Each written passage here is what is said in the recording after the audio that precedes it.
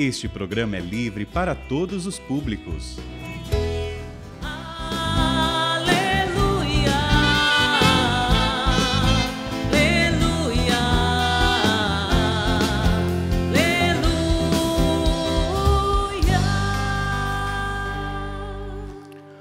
O Senhor esteja convosco. Ele está no meio de nós. Proclamação do Evangelho de Jesus Cristo segundo Mateus.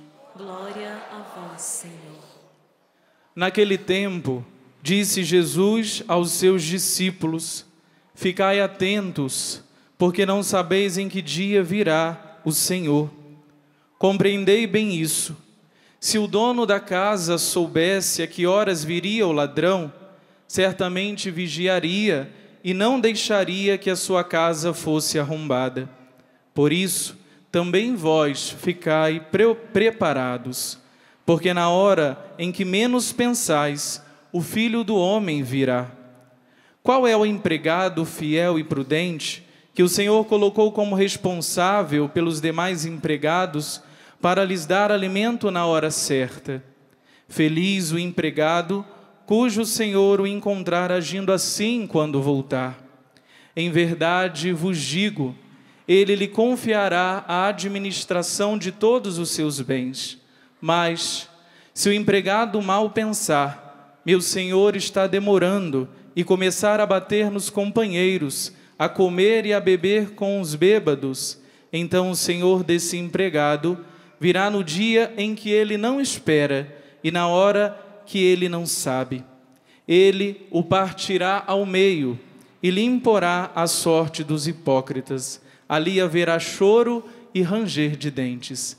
Palavra da salvação. Glória a vós, Senhor.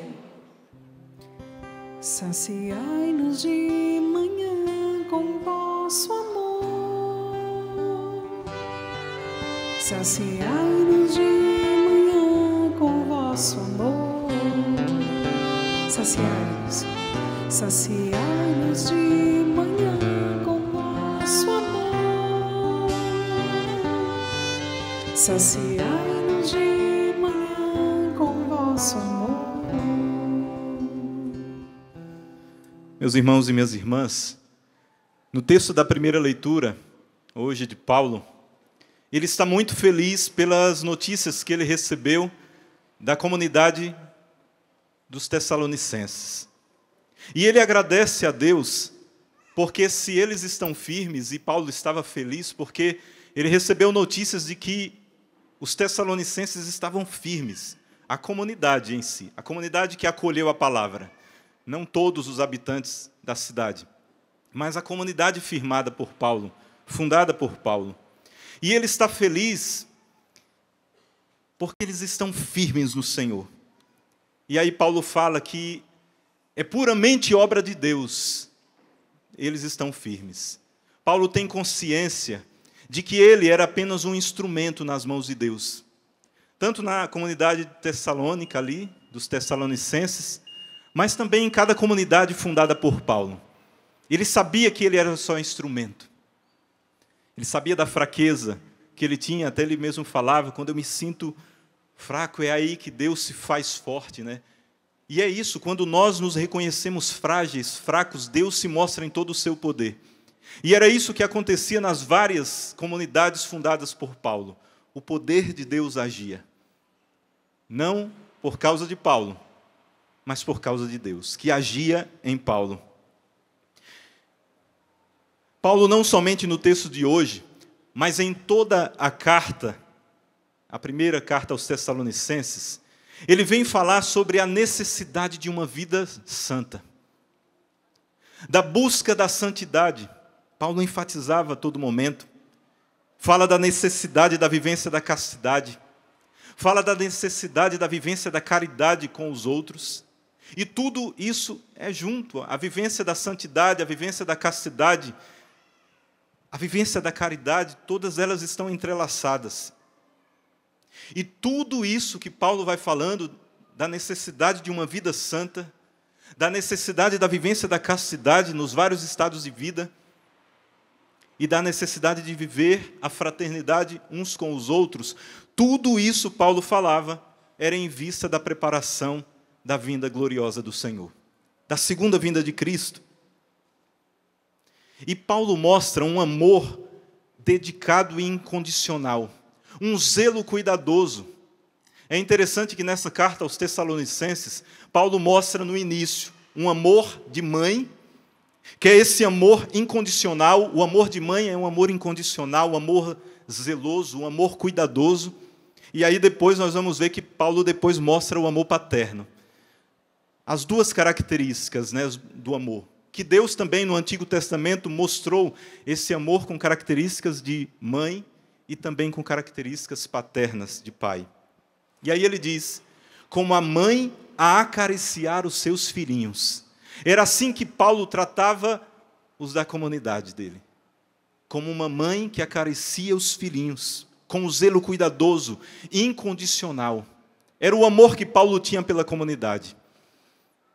Desse modo, Paulo percebe que os cristãos estão fortalecidos interiormente e podem enfrentar, pelo amor fortalecido neles, pela fé que foi firmada ali na comunidade, em uma situação de santidade irrepreensível, como Paulo mostrava com sua vida, eles estavam preparados para um possível julgamento diante da vinda gloriosa do Senhor.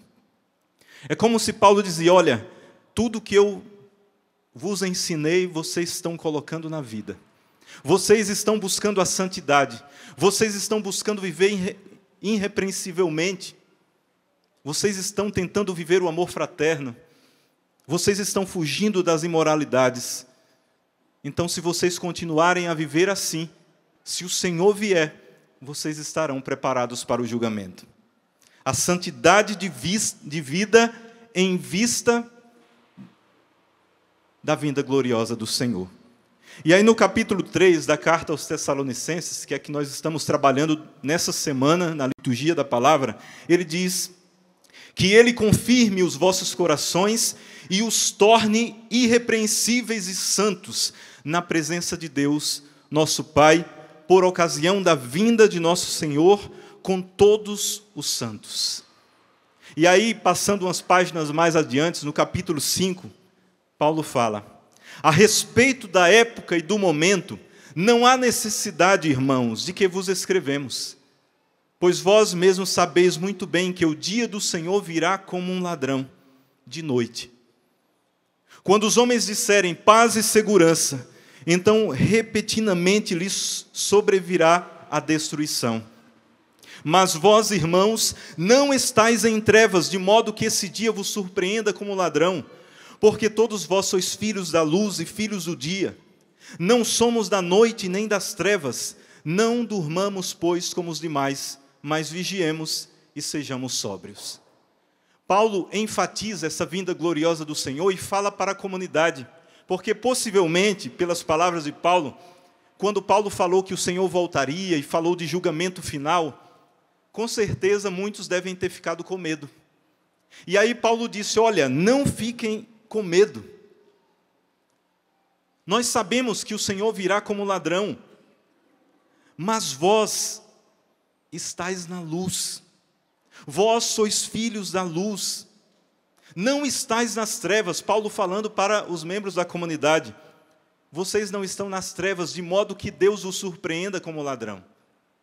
Da mesma forma, lá quando Jesus falou isso, que a vinda do Senhor seria como o ladrão que vem à noite, os apóstolos também ficaram com medo, né? E aí Jesus disse, calma, vocês estão comigo. Vocês estão todo momento comigo, estão próximos, não tenham medo. Vocês estão na luz. O Senhor virá como ladrão, de forma inesperada, para aqueles que estão nas trevas. Para aqueles que não estão nem aí para a vinda gloriosa do Senhor, para aqueles que não estão nem aí para a vivência dos mandamentos, para aqueles que não estão nem aí para a vivência do Evangelho na sua radicalidade, para aqueles que estão vivendo à torta e à direita uma vida totalmente distante do Senhor, para estes, a vinda do Senhor virá de forma inesperada, como o ladrão que vem à noite. mas para aqueles que estão na graça, permanecendo nos mandamentos do Senhor, na vivência do seu Evangelho, estão buscando ser radicais na busca da santidade, estão buscando a vivência dos sacramentos. Estes, quando o Senhor vier, estão preparados, estão na luz, estão vivendo na luz. E isso tudo é interessante quando nós, da Canção Nova, pegamos textos que falam de santidade e da vinda gloriosa do Senhor, não temos como nos lembrar de quem, que falava a todo momento isso. Quem? Padre Jonas, Monsenhor Jonas. Ele não perdia tempo em falar de santidade e que o Senhor virá em breve. Nós iniciamos a Santa Missa cantando justamente essa música que traduz toda a liturgia de hoje. Tudo que eu vou falar está inserido nessa música. Bota aí, Jonas. Está em quê? Mi? Lá, bota lá. Que santidade de vida. Tá certo? Errei. Que santidade de vida. Que homens devemos ser, pois se tudo no céu e na terra, o Senhor, você sabe, que respeito para com Deus, que luta devemos travar, no novo céu e na nova terra, iremos morar. Somos, Senhor, tua igreja, somos, Senhor, tua igreja, e apressa que o Senhor nos encontre em paz, puros e santos, que é feito da sua promessa. Perguntam e zombam de Deus. Canta forte esse refrão. Mas o Senhor virá, que Ele não tardará. Que eu seja santo, santo, pois Deus é santo, santo, santo. Que a santidade da minha vida apresse o Senhor, e Ele logo virá. Mas o Senhor virá, o Senhor virá, que Ele não tardará. Que eu seja santo, santo, santo, pois Deus é santo, santo. Que a santidade da minha vida apresse o Senhor, e Ele logo virá. Olha, que a santidade da minha vida apresse o Senhor, e Ele logo virá. Quanto mais nós formos santos, mais santos hoje. Se amanhã o Senhor te der mais um dia, você for mais santo do que foi hoje, e aí depois de amanhã você for mais santo do que for amanhã, e todos nós vivermos nessa busca de santidade, o Senhor voltará em breve. Daí você pode dizer, não, o Senhor, que demore vir. Não, o Senhor precisa voltar em breve, porque muitos estão se perdendo. E cada vez mais nós vemos nessa geração, uma geração que está cada vez mais se perdendo. Mas nós precisamos viver uma vida de santidade, para que essa luz do Senhor que reflete em nós possa iluminar aqueles que estão nas trevas, iluminar o fundo do poço de muitos que estão lá, para que eles retornem à vivência do Evangelho, à vida de santidade. Só que Paulo, ao falar dessa vida de santidade, dessa vinda gloriosa do Senhor, ele não mostra que essa espera do Senhor deve nos levar a uma vida ociosa, uma vida preguiçosa, uma vida descompromissada. Ah, o Senhor vai vir em breve, então eu vou ficar só rezando, eu vou ficar só de joelhos, não vou viver mais, vou fechar os meus olhos para não pecar. Não é isso. É viver todos os dias que o Senhor nos der, trabalhando, estudando, vivendo as suas realidades cotidianas, mas vivendo a santidade no cotidiano do dia a dia, no cotidiano da sua vida, no seu trabalho, na escola, na faculdade, lá no supermercado quando vai fazer compras, lá quando você está no trânsito imenso ali da capital, né, São Paulo, né, que é aquele trânsito que o povo fala só palavras de bênção, né? Não sei a sua capital, né, a sua cidade, se no trânsito as pessoas só gritam palavras de bênção, né, ali dentro do carro, né? Seja santo onde você estiver. Busque a santidade. Paulo falava, essa via de santidade esperando a vinda do Senhor, não devemos fugir, esquivar da vida presente, não. É pelo contrário, é assumir a vida presente, o momento atual, a hora atual, essa que nós estamos vivendo aqui juntos nessa celebração, mas também quando nós sairmos daqui da Santa Missa, vivendo perfeitamente naquilo que o Senhor nos guia a viver. E Paulo enfatiza, para que viva uma vida digna da vocação a que Deus chamou. E aí é interessante que Paulo coloca-se como exemplo. Olha Paulo falando, vós sois testemunhas e também Deus, de quão santa, justa e irrepreensivelmente nos portamos convosco que crestes. E sabeis que procedamos com cada um de vós como um pai com seus filhos. Nós vos temos exortado, estimulado, conjurado a vos comportardes de maneira digna de Deus, que vos chama ao seu reino e à sua glória. Olha para isso, Paulo diz, vós tendes visto que nós, e aí falando ele, Timóteo, aqueles que estavam à frente, que nós estamos buscando viver uma vida santa, justa e irrepreensível. E aí em outro momento, Paulo olhou para aqueles seus seguidores e disse, olhem para mim e podem me imitar. Você teria a coragem de dizer isso? Me imitem. Paulo não disse assim, imitem o Cristo que eu imito. Ele disse, eu vivo, para mim o viver é Cristo. Né? Paulo muitas vezes falou, já não vivo eu, mas é Cristo que vive em mim. Paulo já chegou a um ponto de que o Senhor já tomava conta de todas as suas decisões, dos seus pensamentos, da sua vontade. Por mais que ele queria, às vezes, tender ao pecado, a vontade de Deus predominava na vida dele, porque ele deixava o agir do Espírito agir nele. E aí Paulo falava, podem me imitar, olhem para a minha vida, para o meu proceder e me imitem. Você teria coragem de dizer isso para os outros? Podem imitar, olhem para a minha vida, olhem para os meus atos, olhem para a minha vida e podem me imitar. Nós precisamos chegar a esse ponto. Os pais olharem para os filhos e nem precisar dizer para os filhos, mas a sua vivência na honestidade, no seu trabalho, na vivência cristã, dos valores cristãos, morais, que mesmo sem falar, você possa dizer para os seus filhos que podem te imitar, o pai e a mãe. Para que os filhos, olhando a procedência dos seus atos, eles queiram também ser santos, eles queiram permanecer na igreja.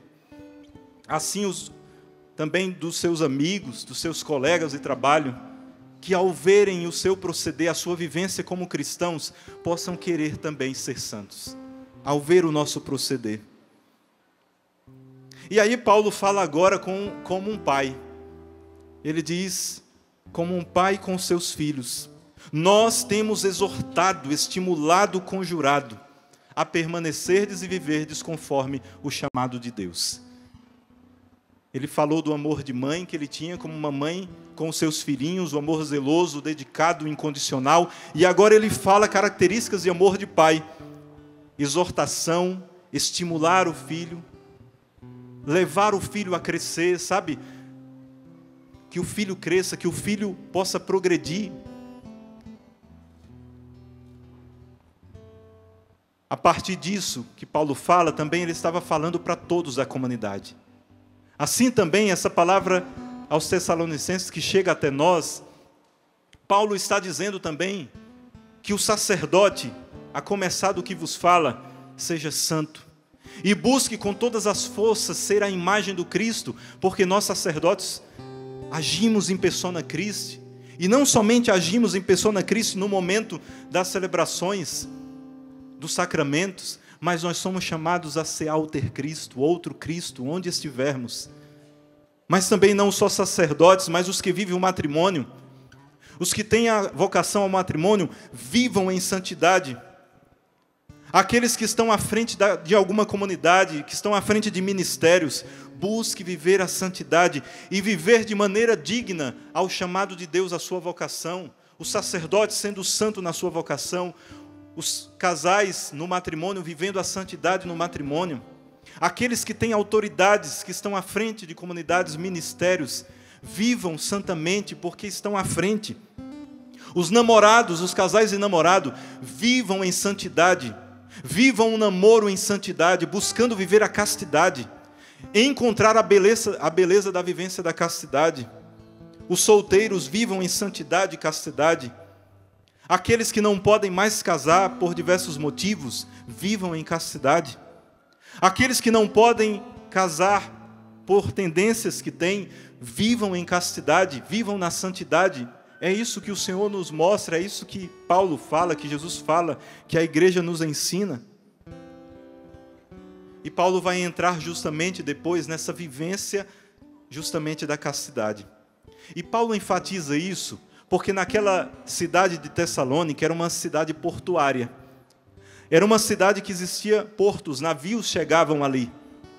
E imagina uma cidade onde chega navios, pessoas de tudo quanto é lugares. Ali existia uma imoralidade sexual das mais perversas, das maiores que existia. Paganismo, imoralidades sexuais, corrupção dos costumes, corrupção dos valores. E veja, ao mesmo tempo que era uma cidade que vivia tudo isso, foi uma cidade, uma comunidade onde Paulo fundou, que os cristãos viveram a firmeza na fé. É isso durante toda a nossa igreja. Quanto mais a igreja perseguida, quanto mais a igreja colocada à prova, a igreja se firma na fé. E da mesma forma, nós vivemos tudo isso. Corrupção nos costumes, imoralidades sexuais no nosso tempo, e tudo mais que nós podemos imaginar aí. É justamente nesse tempo que cresce o mal, que cresce as trevas, que cresce a escuridão, que nós que somos luz, sal e luz do mundo, nós precisamos firmar não somente a nossa fé, mas que nós possamos, com a firmeza na nossa fé, e essa luz a iluminar, atrair aqueles que vivem nas trevas. Então Paulo fala fortemente que a adesão ao Evangelho significa uma decidida ruptura a tudo aquilo que é imoralidades, a tudo aquilo que os distancia de Deus. É uma ruptura. Paulo vai enfatizar que é preciso ter uma ruptura com o mal, com as trevas, com imoralidades, com corrupções as mais diversas. Onde cada um queira e viva. Naquela época, ali todo mundo vivia de qualquer maneira. O tudo me é permitido e o tudo me convém. Cada um vivia da sua forma, como nós vivemos essas realidades de hoje no mundo, mas nós precisamos mostrar o diferente. Aquele que se diz cristão, por mais que tenha fraquezas, por mais que tenham limitações, nós vamos passar por muitas tentações. Mesmo assim, nós devemos ter sempre essa ruptura com o pecado, com as práticas imorais. Nós precisamos ser diferente daqueles que vivem no mundo, que vivem nas práticas mundanas. Paulo quer que os fiéis se empenhem concretamente numa constante ação santificadora, ou seja, de todo afastamento ao pecado. Afastai-vos do pecado, fuja das ocasiões de pecado. Meus irmãos, nós sabemos as nossas fraquezas, nós sabemos aquilo que muitas vezes nos derruba. Todos nós, ninguém é inocente, todos nós sabemos quais são os nossos pecados predominantes. Aquilo que volta e meia nós somos tentados. Fuja das ocasiões que podem te levar a cair nesses pecados. Cada um aqui, todos nós, façamos um exame de consciência. Quais são os pecados que me derrubam a todo momento? Fuja das ocasiões que te levam a esse pecado. Fuja de pessoas, de lugares, de situações, de ocasiões que possam te levar. Porque aquele que quer uma vida santa e se prepara para a vinda gloriosa do Senhor, esse foge do pecado. E aí Paulo fala de um dos pecados maiores que existia ali, que era a fornicação. O que é fornicação? Os pecados da carne, imoralidades, sexo antes do casamento, fora do casamento, a luxúria. E Paulo fala de uma rigorosa moral sexual em oposição aos fáceis costumes do mundo pagão. E aqui eu destaco algo muito importante. Não é que naquela comunidade todos eram totalmente santos e não pecavam. Não, não era isso. Eram homens e mulheres que aderiram ao Evangelho, que firmaram a sua fé em Deus, que tinham fraquezas e limitações, que estavam expostos também ao pecado, mas eram homens e mulheres que lutavam por uma vida santa, afastando-se totalmente a todo momento às situações de pecado. Eram pessoas pecadoras, mas que não queriam pecar mais, e lutavam. Diferente de muitos hoje em dia que querem ser cristãos, mas que querem continuar na vida de pecado. Eu sou cristão, mas vou permanecer nesse pecado. Muitos hoje, nós temos visto muito isso hoje. Eu sou católico, mas não vou sair do pecado. Deus me acolhe do jeito que eu sou. Deus não me condena. Meus irmãos e minhas irmãs, quando o Senhor passa na nossa frente, Ele nos chama a uma mudança de vida. Ele nos pede uma ruptura com tudo aquilo que é passado. Como Paulo fala, eu tenho como lixo o que para trás ficou. Precisamos, mesmo diante das fraquezas, limitações e tentações que nos advêm a todo momento, lutarmos para não mais pecar. Aí Paulo fala mais: no mais, irmãos, aprendestes em nós a maneira como deveis proceder para agradar a Deus, e já o fazeis.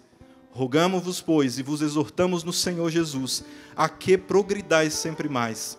Esta é a vontade de Deus, a vossa santificação, que eviteis a impureza, que cada um de vós saiba possuir o seu corpo santa e honestamente, sem se deixar levar pelas paixões desregradas, como os pagãos que não conhecem a Deus. E que ninguém, nesta matéria, oprima nem defraude a seu irmão, porque o Senhor faz justiça de todas essas coisas, como já antes vulo temos dito e assegurado, pois Deus não nos chamou para a impureza, mas nos chamou para a santidade. Por conseguinte, olha isso aqui, isso é forte. Desprezar esses preceitos é desprezar não a um homem, mas desprezar a Deus, que nos deu o seu Espírito Santo.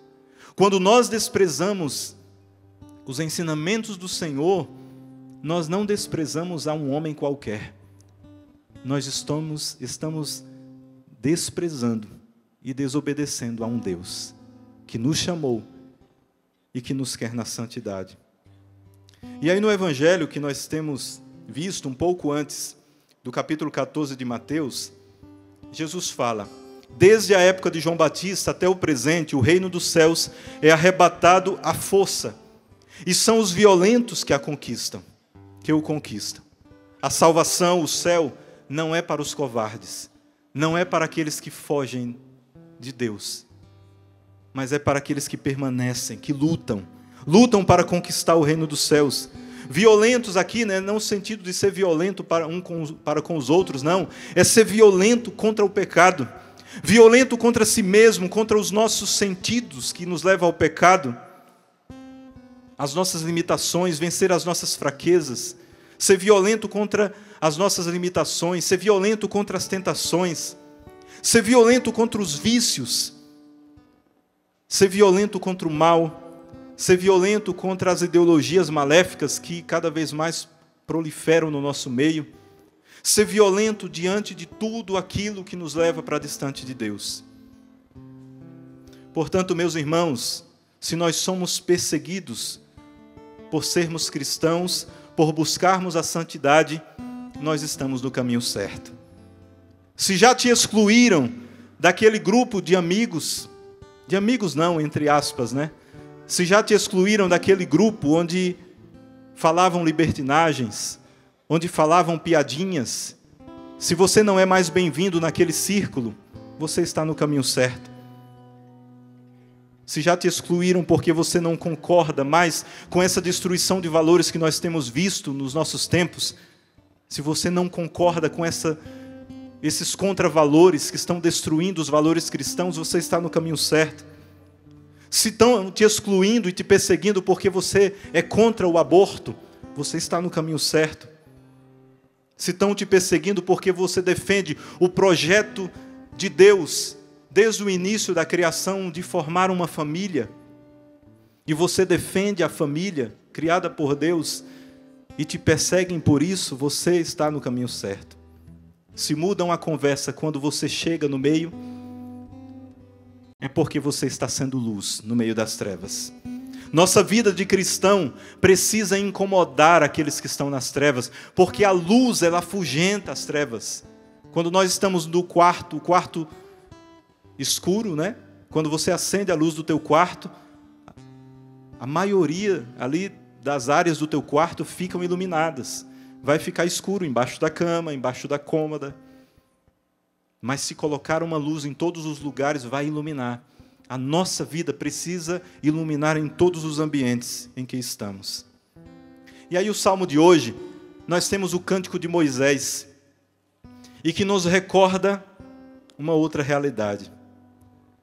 Fala, vós fazeis voltar ao pó todo mortal, quando dizeis voltai ao pó, filhos de Adão. Pois 1000 anos para vós são como ontem, qual vigília de uma noite que passou. Nós temos um prazo de validade, meus irmãos. Sabiam disso? Todos nós temos um prazo de validade. Sabe como é que nós vamos contando os nossos dias? No Salmo fala, ó Senhor, ensinai-me a contar os nossos dias. Como é que nós vamos contando o nosso prazo de validade? Os cabelos vão ficando brancos. Não é isso? Ensinai-nos, Senhor, a contar os nossos dias, e o Senhor nos ensina, primeiramente pelo nosso físico, né? Os cabelos vão ficando brancos. Para os homens, né, nós homens, o cabelo vai caindo. Tem uns que o cabelo sustenta, né? Mas a maioria o cabelo vai caindo, né? O meu está ficando cada vez mais ralinho. Cabelo branco vindo. Isso é contar os dias. O tempo está passando. As rugas vão aparecendo, né? E não adianta colocar botox, fazer harmonização facial, porque a idade continua a mesma. A idade vai passando, pode até modificar um pouco o rosto, mas a idade é a mesma, o tempo está passando. Pode até colocar silicone, continua a idade a mesma.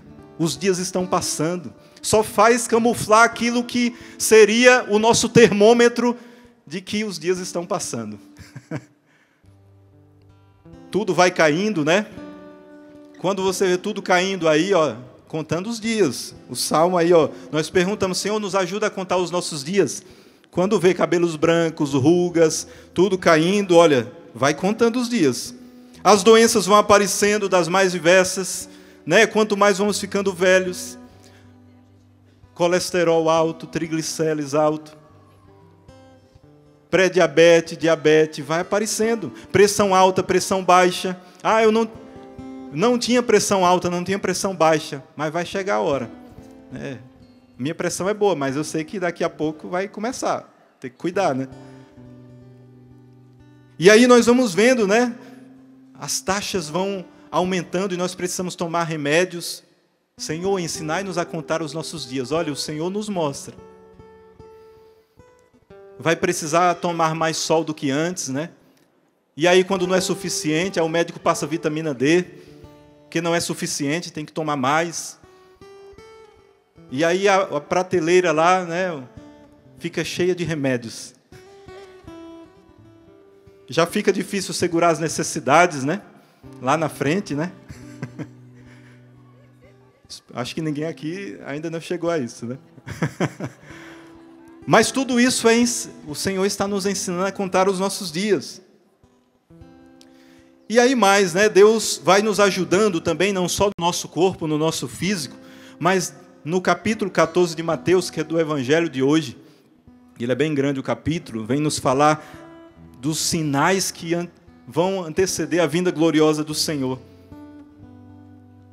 E aí o Senhor fala: se aqueles dias não fossem abreviados, criatura alguma escaparia, mas por causa dos escolhidos de nós, aqueles dias são abreviados. Não vou falar aqui de todos, mas só lembro que no capítulo 14 fala de guerras, rumores de guerra, pai matando filho, filho matando pai, a caridade de muitos esfriando, fome, pestes. Já temos visto isso há muito tempo, mas cada vez mais tem aumentado. Cada vez mais nós estamos vendo um cenário propício para tudo aquilo que os evangelhos, o Senhor tinha nos mostrado sobre o início dos sinais. Não que o Senhor vai vir amanhã, pode ser que venha, mas o Padre Jonas sempre falava algo interessante, né? Eu falando do Salmo aqui, Senhor, ensinai-nos a contar os nossos dias. Padre Jonas falava, o Senhor pode demorar voltar, mas uma hora chega o nosso prazo de validade e nós vamos a Ele. E aí, será que estamos vivendo como aquela comunidade que Paulo tanto elogiou, da vivência da santidade, da vivência irrepreensível? Ficai atentos, porque não sabeis em que dia virá o Senhor. Compreendei bem, se o dono da casa soubesse a que horas viria o ladrão, certamente vigiaria e não deixaria que a sua casa fosse arrombada. Por isso também vós, ficai preparados, porque na hora em que menos pensais, o Filho do Homem virá. E aí Jesus fala algo ali, ó, mas se o empregado mal pensar, meu Senhor está demorando, e começar a bater nos companheiros, comer, beber com os bêbados, então o Senhor desse empregado virá no dia em que ele não espera e na hora em que ele não sabe. Ele o partirá no meio e lhe imporá a sorte dos hipócritas. Ali haverá choro e ranger de dentes. Meus irmãos e minhas irmãs, não é para ficarmos com medo, jamais. Mas é para essas palavras de Paulo aos Tessalonicenses, o Salmo de hoje, o Evangelho de hoje, devem intensificar o nosso desejo por Deus. O nosso desejo pela santidade, porque ainda mais, como sabemos que o nosso prazo de validade vai cada dia mais se expirando, é lembrar que no final nós nos encontraremos com aquele que vai preencher tudo aquilo que nós sempre pedimos. Aquele que vai nos dar a felicidade plena e perfeita que nós, durante esse tempo aqui, sempre buscamos. Desde que nos entendemos por gente ali e começamos a imaginar, sonhar, eu vou ser isso lá na frente, né, quando tínhamos ali a infância. Eu vou ser isso quando crescer. E começou a gerar sonhos e mais sonhos. Tudo isso era o desejo de felicidade que todos nós temos. Quando foi o adolescente, o jovem, eu vou fazer a faculdade porque eu quero ser um profissional muito bom. Eu quero ter dinheiro para ajudar os meus pais, para criar a minha família, para comprar uma casa. E tudo isso é o desejo de felicidade que tem dentro de nós. E esse desejo de felicidade não cessa enquanto não acabar o nosso último suspiro de vida. Até o último respirar, nós somos seres que temos desejo de felicidade. E se dia após dia nós crescermos nessa busca e desejo de Deus, desejo de santidade, não se preocupe. Pode vir cabelos brancos, as rugas, tudo cair, pode vir as doenças, as enfermidades, o Senhor vai estar conosco, nos preparando em cada momento, porque vamos viver. Tem aqueles que estão entrando na velhice, mas querem ser jovenzinhos, né? Não, vivamos cada etapa da vida. Vivamos cada etapa. As crianças vivam plenamente ali com Deus. Os adolescentes, os jovens, vivam plenamente cada etapa da vida, porque cada etapa da vida foi pensada por Deus. Quando chegar na velhice, olha, a velhice é uma idade maravilhosa, é uma pedagogia de Deus. Porque é um tempo que nós começamos a pensar em toda a nossa existência. É isso que muitas vezes nós vemos e muitos que partilham. Quando chega ali O Salmo nos fala, não fala nas estrofes que foi cantada no Salmo, mas no Salmo 89 vai falar, que fala de um tempo de idade, né? Alguns chegam aos 70, outros, os mais fortes, chegam a 80. Claro que nós sabemos que alguns passam de 100. Mas viva cada momento, quando estiver lá nos 70, nos 80, nos 90, comece a pensar em toda a sua existência, faça uma retrospectiva da sua vida, e é um tempo ideal para o arrependimento. É interessante essa época, é uma idade fantástica, para que nós possamos nos arrepender. Quanto mais nós vamos chegando no encontro com Deus, parece que o Senhor começa a atrair mais a santidade. O Senhor vai puxando mais, vai tocando na nossa memória, nas nossas lembranças, para que nós voltemos para Ele. E saibamos, olha, falta pouco. Então eu preciso me entregar totalmente. Se eu perdi tempo na minha história, agora eu não perderei mais. Eu vou viver cada dia como se fosse o único dia da minha vida. E hoje, nessa quinta-feira de adoração, que seja o primeiro dia do resto da sua vida. Tenha hoje como uma nova chance que Deus te deu. E por mais que tudo fisicamente esteja envelhecendo, saiba que a nossa alma, quando está em Cristo, ela nunca envelhece. Ela não tem rugas. Ela não tem doenças quando nós estamos em Cristo. A nossa alma, se está em Cristo, ela é sempre jovem. Não que a juventude é melhor do que as outras etapas, mas a juventude nos mostra a força, a disposição. E por mais idosos que estejamos, a nossa alma pode estar jovem. Meu irmão e minha irmã, que hoje, pelas palavras de Paulo, pelas palavras do Salmo, do Cântico de Moisés, e pelas palavras de Jesus no Evangelho, que essas palavras te inspirem a viver santamente todos os dias da sua vida. Vamos cantar para terminar, Ana Lúcia? Pode ser no seu tom. Que santidade de vida, que homens devemos ser. Vamos ficar de pé, cantar essa canção. Pois se tudo no céu e na terra o Senhor chamará. Que respeito para com Deus. Que luta devemos travar. Que luta devemos travar. No novo céu e na nova terra. No novo céu e na nova Iremos morar. Iremos morar. Somos, Senhor, tua igreja. Somos, Senhor, tua igreja, Que aguarda e apressa a tua vida. gloriosa. Que o Senhor nos encontre em paz. Que o Senhor nos encontre em paz. Puros e santos. Puros e santos. Somos, Senhor, tua igreja, que aguarda e apressa a tua vinda gloriosa. Que o Senhor nos encontre em paz, puros e santos. Que é feito da sua promessa. Perguntam e zombam de Deus. Ergue os teus braços e canta, mas o Senhor virá. Mas o Senhor virá. Ele não tardará. Ele não tardará. Que eu seja santo. Que eu seja santo, santo, santo, Pois Deus é santo, santo. Que a santidade da minha vida Que a santidade da apresse o minha Senhor vida e Ele logo virá. apresse o Senhor E Ele logo virá. Só as vozes, mas o Senhor virá. Mas o Senhor E Ele não tardará. Que eu seja santo, santo, santo. Pois Deus. E que a santidade da minha vida que a santidade da apresse o Senhor apresse o Senhor. e Ele logo virá. Amém. Aplauda o Senhor que te conquistou, o Senhor que te chamou, o Senhor que te escolheu e que no dia de hoje Ele fez tudo isso novamente. Te escolheu, te chamou inclusive você que não veio aqui, mas que, de alguma forma, pelos meios de comunicação, a palavra do Senhor chegou até você. Você é um escolhido, uma escolhida de Deus, e o Senhor te quer santo, quer santa.